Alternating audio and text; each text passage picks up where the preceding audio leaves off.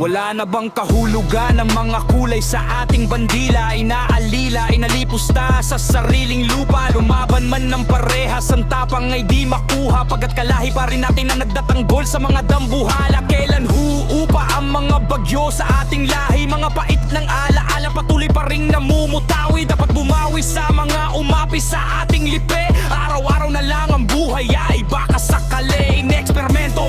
Pagpatakbo sa ating gobyerno, natutuwang mga dayuhan parang nanunood lang ng konsyerto. Kung makapagsalita, akala mo kung sinong mga eksperto. Kahit ano na lang ang nakahaing mga konsepto. Paano lang ang mga kasaysayang pinaghirapan ng mga bayaning tanging angat sa atin ay kalayaan. Sa pagkagapos, humilagpos at makipagsabayan. Di alintana ang sakit atin man ay kamatayan. Sino ang kanino? Ilan ang dapat sa ano? Kaamon ang nakano? Sabihin mo kung paano.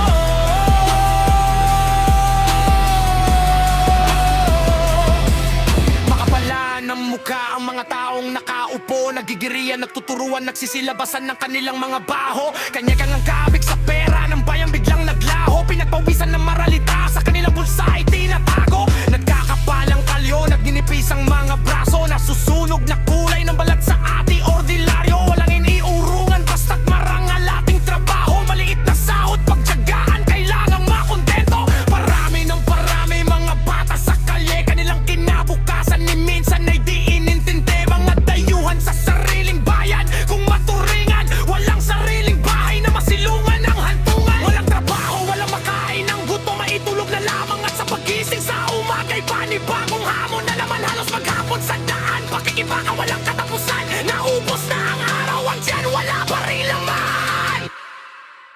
Sino ang kan